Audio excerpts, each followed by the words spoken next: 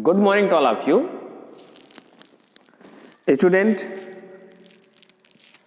कल की क्लास में हम लोग ने क्या पढ़ा? कल की क्लास में हम लोग ने पढ़ा वर्क डन क्या होता है, यानी वर्क क्या होता है, ठीक है, और उस वर्क की यूनिट क्या होती है ना, ये हम लोग ने पढ़ा था है। और उसके बाद क्या पढ़ा था? एक नेसेसरी कंडीशन पढ़ा था वर्क डन के लिए। जोड़ देके इसको याद कर लीजिएगा, जोड़ देके कि अच्छा ऐसे ही वर्क होता है, इसी को हम वर्क डन बोलते हैं, ठीक है। तो क्या था, फिर से समझ लेते हैं। पहला हमारा यही था कि वर्क डन बाई हूं, वर्क डन बाई हूं, यानी वर्क किसके द्वारा किया जा रहा है, या फिर इसी को बोले थे work done by which force, है ना। कौन सा ऐसा फोर्स है जिसकी वजह से हम कैलकुलेट करना चाहते हैं वर्क, ये हमारा पहला नेसेसरी कंडीशन, ठीक है।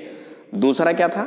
दूसरा हमारा ये था कि जिस डायरेक्शन में हम फोर्स लगाएं उस डायरेक्शन में बॉडी मूव करनी चाहिए, डिस्प्लेस होनी चाहिए, या तो फिर उसके अपोजिट डायरेक्शन में। ये दो कंडीशन हमने आपको बताया था वर्क डन का, नेसेसरी है ना। इसको अगर आप याद रखोगे तो वर्क डन में कोई कंफ्यूजन नहीं होगा, है ना। तो आज हम समझेंगे फोर्स लगा रहे हैं इधर, बॉडी जा रही है इधर, है ना, उसको हम समझेंगे, ठीक है। तो आइए देखते हैं, समझते हैं। ओके, तो कल हमने क्या पढ़ा? तो कल हमने यही सब पढ़ा हुआ था, ठीक है। तो कल हमने एक और पढ़ा था, है ना, इस तरह से हमने पढ़ा हुआ था। ये तो था हमारा वर्क डन का फॉर्मूला, फोर्स इनटू डिस्प्लेसमेंट, ठीक है। तो यहां पर देखिए, यहां पर हमने आपको बताया था कि अगर हम किसी एक बॉडी पर 1 न्यूटन फोर्स लगाएं और 1 मीटर डिस्प्लेस हो, तो बताइए आपका वर्क डन क्या होगा, है ना। तो वर्क डन आपने कैलकुलेट किया 1 न्यूटन, यानी work done is equal to force into displacement. तो फोर्स कितना है? तो फोर्स है 1 न्यूटन, ये रहा 1 न्यूटन, इनटू डिस्प्लेसमेंट क्या है? 1 मीटर, ये रहा। तो 1 इंटू 1 न्यूटन मीटर, और इसी 1 न्यूटन मीटर का नाम है 1 जूल, ठीक है। तो ये 1 जूल आपका क्या है? 1 न्यूटन मीटर के इक्वल है ना। तो 1 न्यूटन फोर्स लगाओ, 1 मीटर डिस्प्लेस करो, तो वर्क डन आपका क्या होगा? 1 जूल, ठीक है। अब आपने एनर्जी खर्च किया उस काम को करने में, कितना? 1 जूल। तो हमने आपको बताया जो आप वर्क डन किए, है ना, वही आपकी एनर्जी हुई। तो जितना आपके पास एनर्जी उतना आपके पास वर्क डन, है ना। ये हमारा कहीं न कहीं वर्क एनर्जी है, एनर्जी वर्क है, ये समझ में आता है, ठीक है। आज हम फिर से समझते हैं कि आखिर ये जो 1 न्यूटन मीटर होता है 1 जूल के इक्वल होता है। अब हम फिर से थोड़ा सा इसको कन्वर्जन करते हैं MKS, SI, CGS को एक बार समझ लेते हैं। क्यों समझ लेते हैं? बहुत ही इंपॉर्टेंट है, ठीक है ना, ये ध्यान रखिएगा। ओके, तो ये सब तो नोट कर ही लिए हैं। अब हम लोग समझते हैं कि 1 जूल यानी 1 न्यूटन मीटर को और हम कन्वर्ज CGS में, MKS में किस तरह से करते हैं, हमने किया हुआ है, बट एक बार फिर से समझ लेते हैं, ठीक है, इंपॉर्टेंट है इसलिए। ओके, तो इसको इरेज करते हैं। ओके, तो वर्क डन का ये हमारे 2 नेसेसरी कंडीशन है ना। तो और हमने आपको बताया कि हमने यूनिट पढ़ा, अब यूनिट का कन्वर्जन हम आज पढ़ लेते हैं, ठीक है। तो देखिए, तो हमने आपको बताया था ना 1 न्यूटन पर मीटर, यानी 1 न्यूटन पर मीटर नहीं, सॉरी 1 न्यूटन मीटर। तो 1 न्यूटन मीटर किसके इक्वल होगा? आंसर है 1 जूल के इक्वल होगा, है ना। तो ये सब हमारी कौन सी यूनिट है? तो आंसर है SI यूनिट, है ना, ठीक है। तो क्या हम इस SI यूनिट को MKS में चेंज कर सकते हैं क्या? आंसर है यस, है ना। तो किस तरह से चेंज करेंगे? तो ये होगा हमारा 1 इंटू न्यूटन, है ना, न्यूटन ये यानी फोर्स है। तो फोर्स को हम क्या लिख सकते हैं? फोर्स को हम लोग लिख सकते हैं मास इंटू एक्सेलरेशन, यानी न्यूटन को हम लोग लिख सकते हैं मास मतलब kg, एक्सेलरेशन मतलब मीटर पर सेकेंड स्क्वायर, यही ना। तो न्यूटन के प्लेस पर हमने रखा kg मीटर पर सेकेंड स्क्वायर, kg मीटर पर सेकेंड स्क्वायर इनटू, ये तो मीटर है, यही है न्यूटन इंटू मीटर, ये रहा आपका मीटर, है ना। तो अब ये कौन सा यूनिट है, ये कौन सा यूनिट हो गया वर्क का, केजी है, मीटर है, सेकंड है, तो यानी MKS है ना। मीटर है, यस मीटर है, केजी है, यस सेकंड, ये हमारा MKS हो गया, ठीक है ना। अब देखिए तो हम इसको CGS में चेंज कर सकते हैं क्या, यानी 1 joule is equal to 1 newton metre, ये हुआ SI और ये हुआ हमारा MKS। अब इसको हम CGS में चेंज करना चाहते हैं, CGS सेंटीमीटर ग्राम सेकेंड में, है ना। तो हम इसको लिखेंगे 1 इंटू केजी है, 1 इंटू मीटर पर सेकेंड स्क्वायर है, इसको लिखेंगे 1 इंटू केजी, है ना। और इसको क्या लिखेंगे 1 मीटर पर सेकेंड स्क्वायर, ठीक है। और इसको भी हम लिखेंगे 1 मीटर, ठीक है। 1 इंटू 1 इंटू 1 1 हुआ, केजी मीटर पर सेकेंड स्क्वायर, मीटर पर सेकेंड स्क्वायर एंड मीटर, ठीक है। ये हमारा हुआ MKS में, ठीक है। तो अब हम इसको चेंज करना चाहते हैं CGS में, ठीक है। तो CGS में G फॉर ग्राम, तो 1 kg को क्या लिखोगे, तो 1 kg को लिखोगे 1000 ग्राम, लिखोगे क्या, आंसर यस 1000 ग्राम, है ना। 1 मीटर को क्या लिखोगे सेंटीमीटर में, very good 100 centimetre, into 1 metre again है, तो ये हुआ आपका फिर से 100 सेंटीमीटर, और डिवाइड बाई क्या है आपका, ये पूरा का डिवाइड कर दो या कहीं डिवाइड कर दो, है ना। तो ये हुआ डिवाइड बाई 1 सेकेंड स्क्वायर, यानी पर सेकेंड स्क्वायर यानी सेकेंड स्क्वायर, सही है, ठीक है। अब क्या हुआ ग्राम सेंटीमीटर सेकेंड, तो ये कहीं कहीं आपका हो गया CGS सिस्टम में वर्क की यूनिट, ठीक है। ये हमारा हुआ।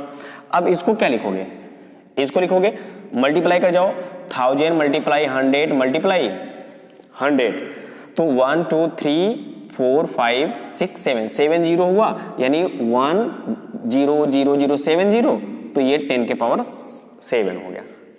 इसका मल्टीप्लाई करोगे तो कितना आएगा, 1 के आगे 7 0, है ना, 10 के घाते 7, 10 के पावर 7। अब ये हुआ gram centimetre into centimetre, centimetre square पर सेकेंड स्क्वायर, ये रहा। तो ग्राम सेंटीमीटर स्क्वायर पर सेकेंड स्क्वायर, यही हमारा है CGS यूनिट, ये हमारा क्या है CGS यूनिट, ठीक है। अब देखिए इसी को बोलते हैं ग्राम सेंटीमीटर स्क्वायर पर सेकेंड स्क्वायर, का ही नाम है अर्ग, जो हमने कल आपको बताया था, वेरी गुड। तो ये हुआ आपका 10 के पावर 7 अर्ग, तो ये हुआ 1 जूल, ठीक है। तो 1 जूल किसके इक्वल होता है, तो आंसर है 10 के पावर 7 अर्ग के इक्वल होता है। ये है CGS यूनिट ऑफ वर्क, बहुत ही इंपॉर्टेंट है, ठीक है। ये कई बार आपको कंपटीशन में भी पूछ लिया गया है, ठीक है, ओके। तो ये रहा हमारे कुछ यूनिट, ठीक है। अब हम आते हैं जोड़ देते हैं, जो हमने आपको बताया था कि जोड़ देके याद करिएगा। किसको याद करिएगा, वर्क डन आपका कब होगा, जब तक ये दोनों कंडीशन फॉलो नहीं करेंगे तब तक वर्क डन नहीं होगा, और इसको अगर नहीं फॉलो किया तो वर्क डन नहीं होगा। ध्यान से सुनिए, ठीक है। तो वर्क डन बाय हूं, वर्क डन किसके द्वारा किया जा रहा है, ठीक है, या कौन सा फोर्स है, ये हुआ हमारा। फिर उसके बाद हमारा आता है motion in direction of force, ठीक है। तो जो हमारा फोर्स है उसके डायरेक्शन में मोशन हो रहा है कि नहीं, या तो फिर उसके अपोजिट डायरेक्शन में मोशन हो रहा है कि नहीं, तभी वर्क डन होगा, अदरवाइज नहीं होगा, ठीक है। चलिए, तो वर्क डन कब होगा, समझ में आया। तो वर्क डन की यही पॉसिबिलिटी है, जिधर फोर्स लगाओ बॉडी या तो उधर जाए या तो उसके अपोजिट जाए, तभी आपका वर्क डन होगा, अदरवाइज नहीं होगा। ये ध्यान रखिएगा हमारी बात को, ठीक है। चलिए, तो ये तो बात समझ में आ गई। अब हम आते हैं अगेन, फोर्स लगाओ डिस्प्लेसमेंट हो तो वर्क डन होगा, पक्का होगा, लेकिन उसका ही एक कंडीशन क्या है कि फोर्स जिस डायरेक्शन में लगाओगे उसी डायरेक्शन में डिस्प्लेसमेंट हो या जस्ट उसके अपोजिट, तभी वर्क डन होगा, पक्का। चलिए, अब हम लोग एक और तरीका समझते हैं, ठीक है। देखिए, जैसे मान लीजिए, अच्छा, आप एक एग्जांपल है, जब आप लोग छोटे थे, ठीक है ना, तो मेले में आप लोग के मम्मी पापा जाते होंगे, ठीक है, बैठ जाओ, ठीक है, जाते होंगे, तो आपके लिए एक खिलौने वाली कार लाते थे ना, खिलौने वाली कार, ठीक है।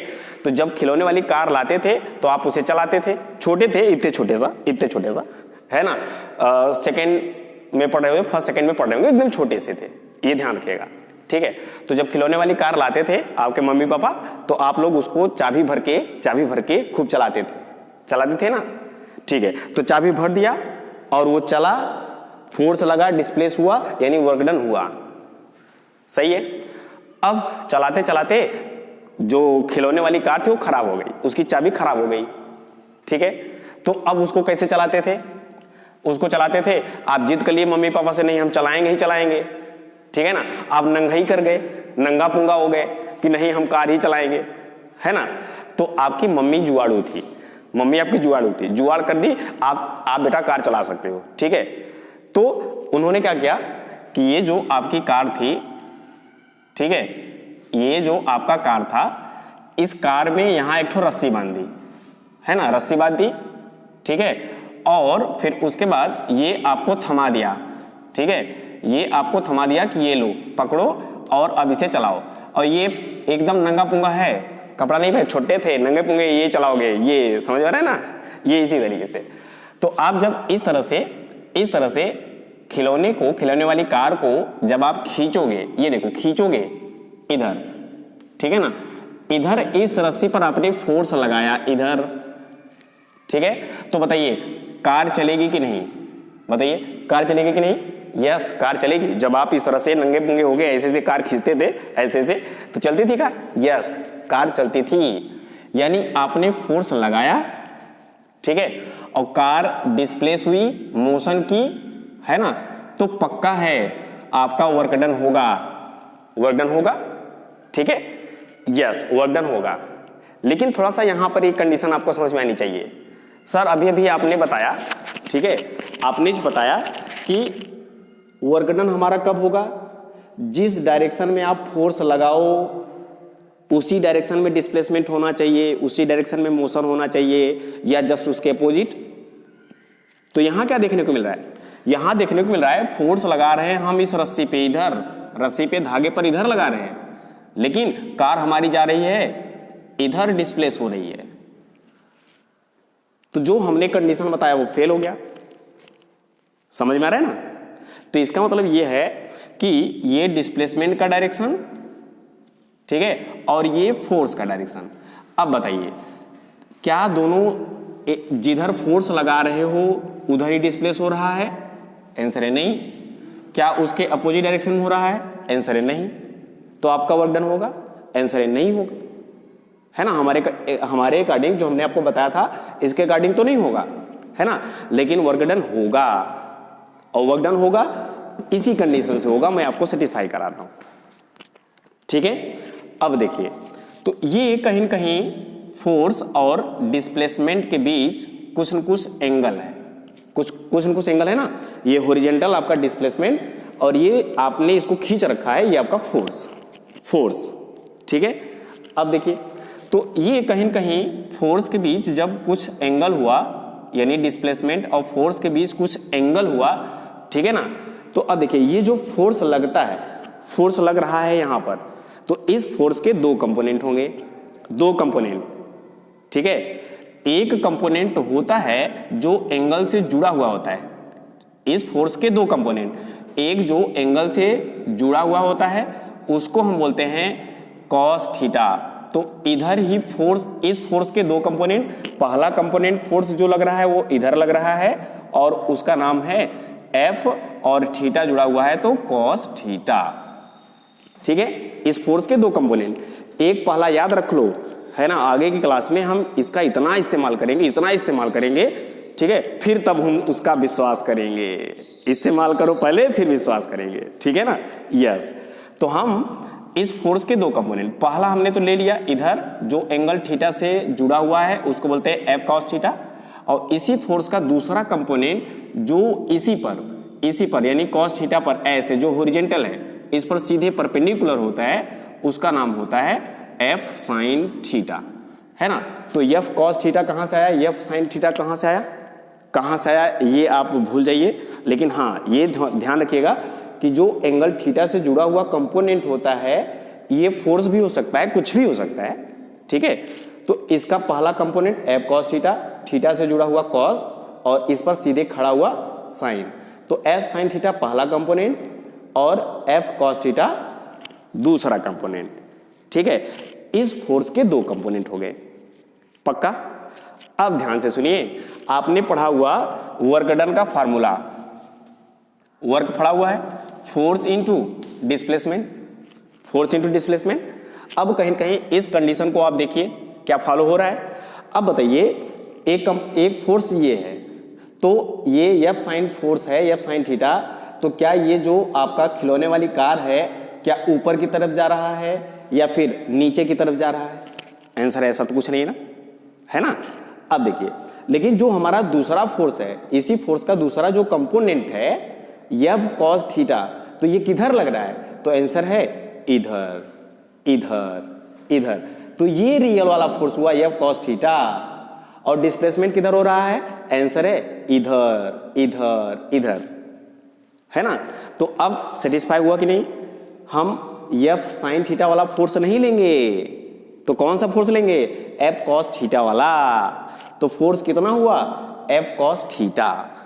तो अब ये जो एफ कॉस थीटा लग रहा है, क्या उसी के डायरेक्शन में डिस्प्लेसमेंट हो रहा है क्या? आंसर है यस। तो कहीं कहीं फॉलो हुआ। तो अब एफ इज इक्वल टू हुआ आपका F cos theta into S, और इसी को हमने लिख लिया F S cos theta, force into displacement into cos theta, और ये हुआ आपका वर्क डन। समझ में आ गया? तो वर्क डन का एक हमको और नया फार्मूला मिल गया, एफ एस कॉस थीटा, ठीक है। ये कब आप यूज करोगे? जब डिस्प्लेसमेंट और फोर्स के बीच कुछ इंक्लाइनेशन हो, कुछ एंगल हो, तब हम ये फार्मूला यूज कर लेंगे। समझ में आया? लेकिन हाँ, ये कंडीशन आपको फेल हुआ कि नहीं, फुलफिल किया कि नहीं, डायरेक्शन ये फॉलो किया कि नहीं? यस, कि मोशन उसी डायरेक्शन में हो जिधर फोर्स लग रहा हो या उसके अपोजिट। तो इधर डिस्प्लेसमेंट हो रहा है, मोशन हो रहा है, बात सही है। तो कहीं कहीं या तो इधर फोर्स लगे या तो इसके अपोजिट, तभी वर्क डन माना जाएगा। यस, तो हमने देखा इस फोर्स के दो कंपोनेंट, पहला फोर्स एफ कॉस थीटा। तो अब ये जो खिलौने वाली कार है ना, कौन से फोर्स से इधर जा रही है? एफ कॉस थीटा की वजह से इधर ही जा रही है, जिधर डिस्प्लेसमेंट हो रहा है उधर मोशन हो रहा है। तो ये नया फार्मूला मिल गया। थीटा क्या है? लिख लो, where theta is equal to angle between किसके किसके बीच है? Force and displacement. तो जब फोर्स एंड डिस्प्लेसमेंट के बीच कुछ एंगल थीटा होता है तो हम ये फार्मूला यूज कर लेते हैं। और जब फोर्स और डिस्प्लेसमेंट के बीच कोई रिलेशन नहीं होता है, मतलब कोई एंगल नहीं होता है, तो डायरेक्ट हम खटाक से क्या रखते हैं? वही जो कल पढ़ा था, फोर्स इनटू डिस्प्लेसमेंट, ये डायरेक्ट यूज कर। ठीक है, समझ में आ गया? ओके, तो अब हम आते हैं, इसी से सीखते हैं types of work done. Work done कितने टाइप का होता है, ठीक है? तो इसको नोट कर लीजिएगा। फिर से हम पढ़ते हैं टाइप्स ऑफ वर्क डन, ठीक है? ओके, तो अब हम लोग का अगला topic types of work done. तो हम इसके बेस पर सीखेंगे कि जो हमारा वर्क डन होता है वो कितने टाइप का होता है, ठीक है? चलिए हम लोग शुरू करते हैं पहला टाइप। तो पहला टाइप हम लोग मान लेते हैं कि जो थीटा है ना, वह एफ और एस के बीच का है, यानी फोर्स और डिस्प्लेसमेंट के बीच का है। अगर हम मान लें फोर्स और डिस्प्लेसमेंट दोनों सेम डायरेक्शन में हो, फोर्स और डिस्प्लेसमेंट दोनों सेम डायरेक्शन में हो, तो एंगल क्या होगा? ठीक है, वेरी गुड। इफ, ठीक है, force and displacement in same direction, ध्यान रखिएगा, ठीक है, सेम डायरेक्शन, ठीक है, दैट इज एंगल थीटा क्या होगा? एंगल थीटा इज इक्वल क्या होगा? 0 डिग्री, 0 डिग्री, ध्यान रखिएगा। क्यों?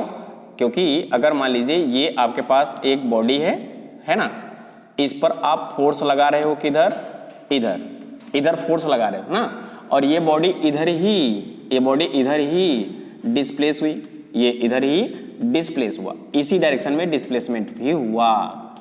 ठीक है, तो हमने फोर्स लगाया, डिस्प्लेस हुआ, तो फोर्स और डिस्प्लेसमेंट का डायरेक्शन कैसा है, सेम है। तो बताइए इन दोनों के बीच एंगल क्या होगा, इधर ही डिस्प्लेसमेंट इधर ही फोर्स, तो एंगल हमारा हुआ जीरो, जीरो हुआ ना बस। तो बताइए अब आप कैलकुलेट करके बताइए वर्क डन हमको क्या मिलेगा। तो work done is equal to, हम लोग जानते हैं एफ एस कॉस थीटा, ठीक है ना। तो अब यहां पे work done is equal to मिला F S cos theta, theta मतलब है फोर्स और डिस्प्लेसमेंट के बीच का एंगल। तो अब यहां पर एंगल है क्या, फोर्स और डिस्प्लेसमेंट के बीच एंगल क्या है, जीरो, 13 cos 0, ठीक है ना। ओके, तो एफ एस ये मिला, एफ एस cos 0 का वैल्यू, cos 0 का वैल्यू 1, ठीक है। तो cos 0 का वैल्यू 1 होता है, तो इंटू 1 कर दिया हमने, तो 1 करो, ये हमारा हुआ इंटू 1, ठीक है, क्योंकि cos 0 इक्वल टू क्या मिला, 1।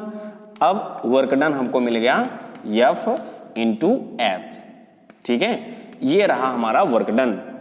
और वर्क डन ये हमारा कैसा होगा, यहां पे कौन सा साइन आया है, आंसर है कोई साइन नहीं है ना, तो पक्का है ये क्या होगा, पॉजिटिव। तो ये कहीं ना कहीं हमको पॉजिटिव वर्क डन मिला, ठीक है। अगर फोर्स और डिस्प्लेसमेंट के बीच एंगल क्या है, जीरो, तो हमको पॉजिटिव वर्क डन मिलेगा। पहला टाइप का फोर्स, पहला टाइप का work done positive work done, ठीक है। एक और बहुत पूछा जाता है, ठीक है, कंपटीशन में यहीं पर पूछ लिया जाता है। क्या पूछ लिया जाता है, तो अगर 1 डिग्री होगा तो क्या होगा, 2 डिग्री होगा तो क्या होगा। ये मान लीजिए आपका फोर्स और इधर ही आपका डिस्प्लेसमेंट, ये रहा, तो एंगल थीटा इक्वल टू क्या हुआ, 0। तो यहां पे वर्क डन हमको पॉजिटिव मिल गया ना। देखिए फिर से अगेन, अगर मान लीजिए ये आपका डिस्प्लेसमेंट यही है, डिस्प्लेसमेंट आपका यही है, फोर्स आपका ऐसे हो गया है ना, फोर्स ये है आपका, तो कुछ एंगल हुआ 10 डिग्री 20 डिग्री 50 डिग्री जो भी है ना। फिर फोर्स यहाँ पे हो गया, फोर्स ये हुआ, एंगल और बढ़ गया, फोर्स यहाँ पे हुआ, एंगल और बढ़ गया। फोर्स अगर ऐसे है, ऐसे फोर्स अगर ऐसे है, तब तो 90 डिग्री बन गया, 90 डिग्री बन गया ना, 90 डिग्री। तो 90 डिग्री पर अभी हमें नहीं जाना है ना। इसका मतलब ये है कि अगर फोर्स और डिस्प्लेसमेंट के बीच हम लेस देन 90 से छोटा, लेस देन 90 डिग्री अगर एंगल होता है, तो पक्का है आपको पॉजिटिव वर्क डन मिलेगा।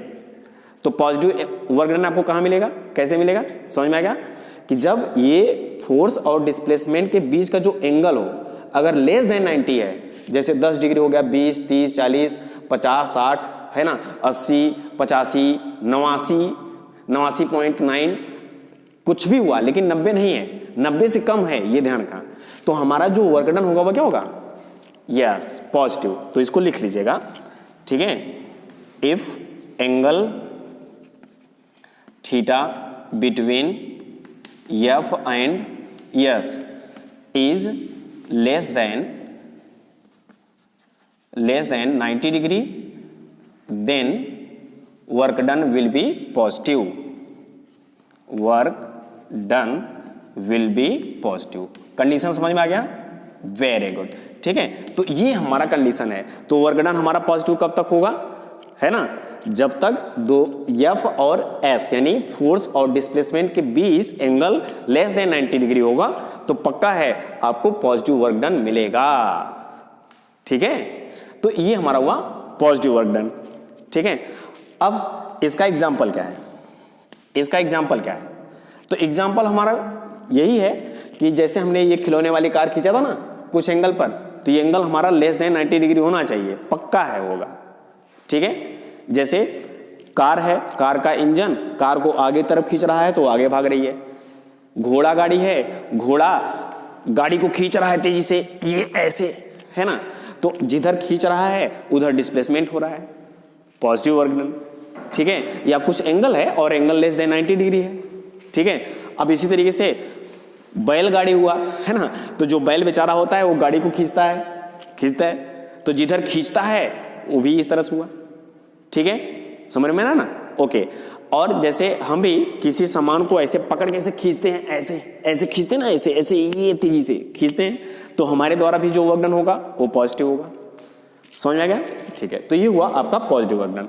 अब हम आते हैं निगेटिव वर्क डन पे। ठीक है, इसको नोट कर लीजिए। ओके, तो हम लोग का दूसरा क्या है? दूसरा हमारा ये है, यदि फोर्स और डिस्प्लेसमेंट कैसे हो? राइट एंगल पर हो, यानी theta is equal to 90 degree हो, तब क्या होगा? ठीक है, तो यहां पर आपका जो वर्क डन होगा, work done is equal to क्या फार्मूला है? F S cos theta. Cos theta ना, वेरी गुड। तो work done is equal to F S cos theta means cos 90, very good.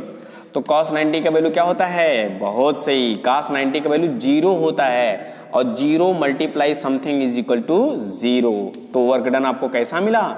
0 work done मिला, और cos 90 is equal to होता है 0, ये ध्यान रखिएगा। तो वर्क डन हमको मिला 0। तो यानी जो हमारा वर्क डन हुआ वो कैसा हुआ? 0। जब डिस्प्लेसमेंट ठीक है और फोर्स कैसे हो? राइट एंगल पर हो। ठीक है, इस तरह से। और ये मान लीजिएगा, ये मान लीजिए एक आपका पत्थर है, स्टोन है ना, इसको एक धागे से बांध कर आप इस तरह से उसको सर्कुलर मोशन करा रहे हो, है ना। एक धागे में पत्थर बांध लो, ऐसे घुमा दो, तो जो मोशन करेगा वो कौन सा मोशन करेगा? तो आंसर है सर्कुलर मोशन करेगा।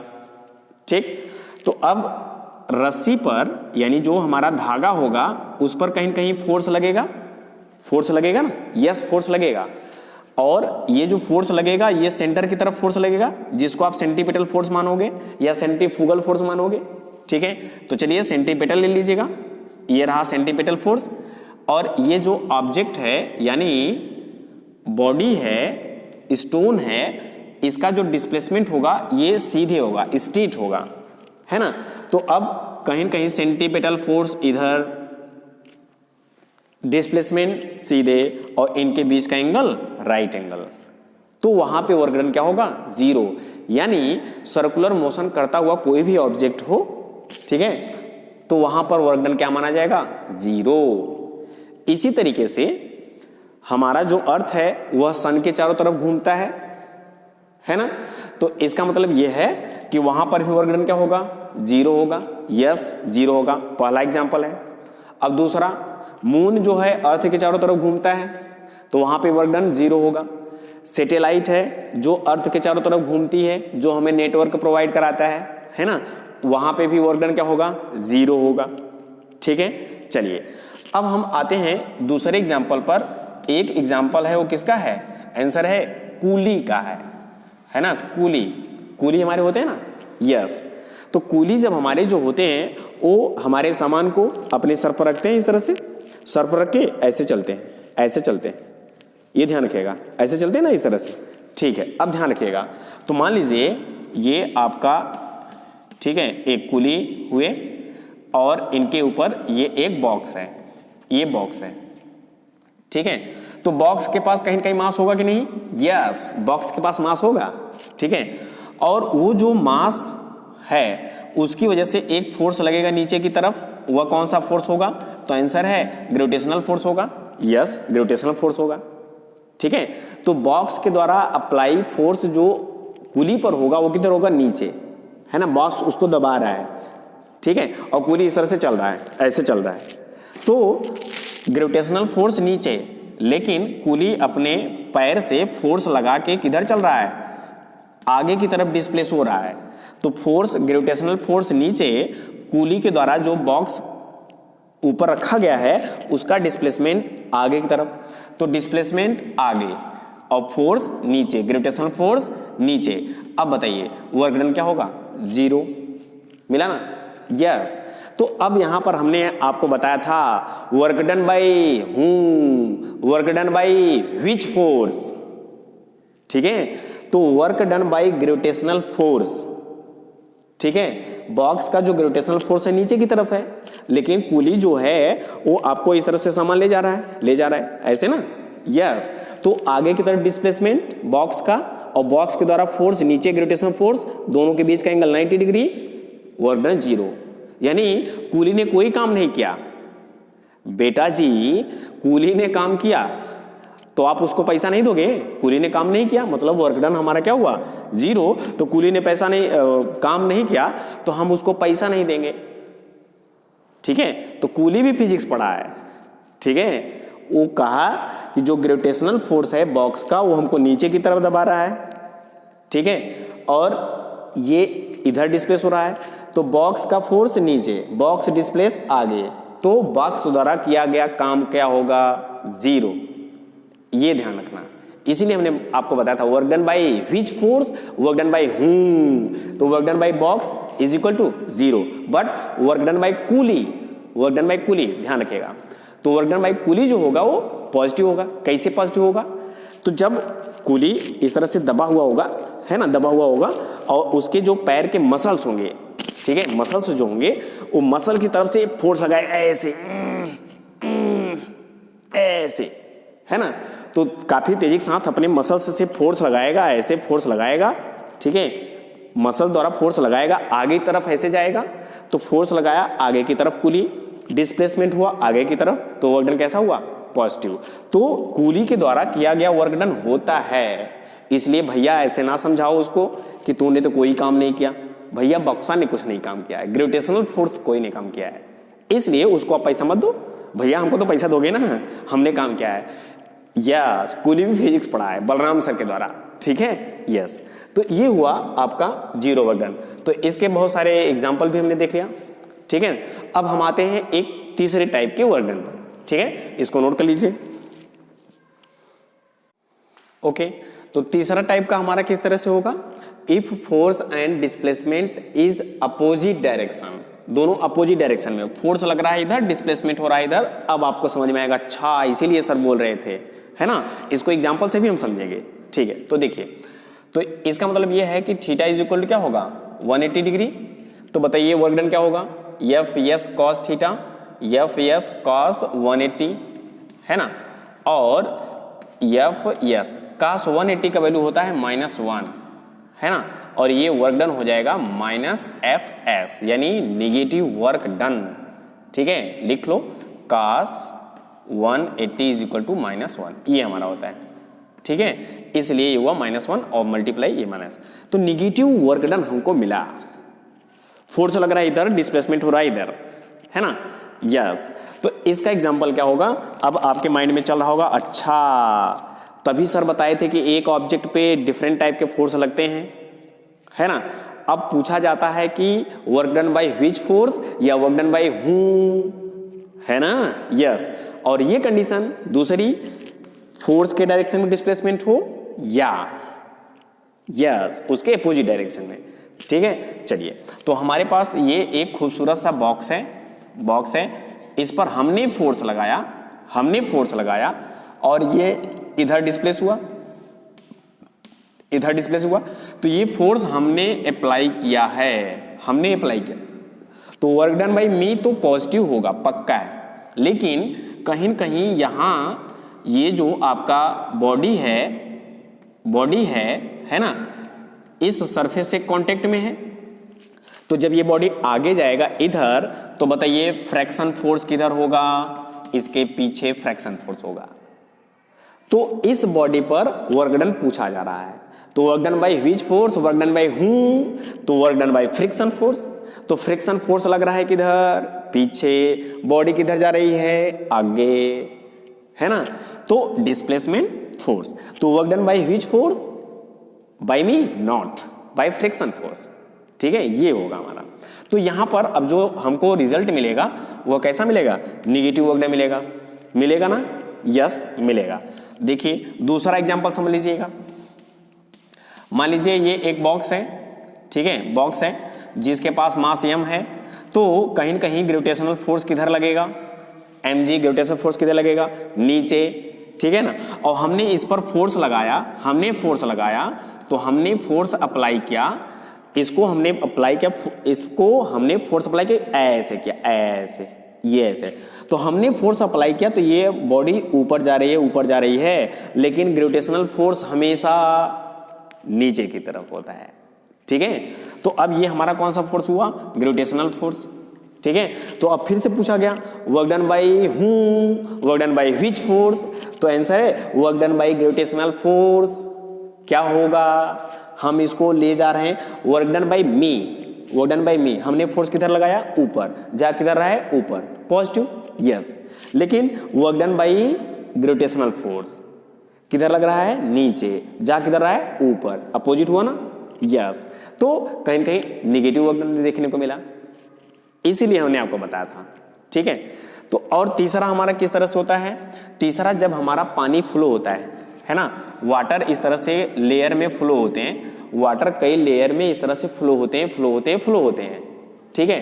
तो उसमें एक विस्कस फोर्स होता है, वाटर फ्लो हो रहा है, ठीक है, वाटर फ्लो हो रहा है इधर, लेकिन लेयर में एक लेयर में, दूसरे लेयर में, तीसरे लेयर में, इधर उसके जस्ट अपोजिट, जिधर फ्लो हो रहा होता है उसके जस्ट अपोजिट एक हमारा कौन सा फोर्स लगता है, विस्कस फोर्स लगता है, समझ रहे ना। तो वाटर फ्लो हो रहा है इधर, ठीक है, हमने यहाँ पे प्रेशर लगाया तो पानी फ्लो हो रहा है इधर, तो हमारे द्वारा जो प्रेशर लगाया जा रहा है, जो फोर्स लगा रहा है, उसकी वजह से तो पॉजिटिव वर्क डन मिला, बात सही है। लेकिन विस्कस फोर्स अपोजिट लगता है, लाइक एज फ्रैक्शन, ठीक है ना। तो ये तो हमारा हुआ बॉडी में फ्रैक्शन, और ये हमारा हुआ फ्लूइड्स में फ्रैक्शन, जिसको बोलते हैं विस्कस फोर्स। तो विस्कस फोर्स इधर, पानी डिस्प्लेस इधर, तो वर्क डन कैसा, नेगेटिव, ठीक है। तो आज हमने क्या पढ़ा है ना। अगर आपको क्लासेस आज की अच्छी लगी हो तो बस हमें क्या चाहिए, लाइक चाहिए, शेयर चाहिए, सब्सक्राइब करिए, कमेंट भी करिए, ठीक है। तो आज के लिए बस इतना ही, फिर से हम मिलते हैं अगले क्लास में, ठीक है। ओके, आज के लिए बस इतना ही, थैंक यू।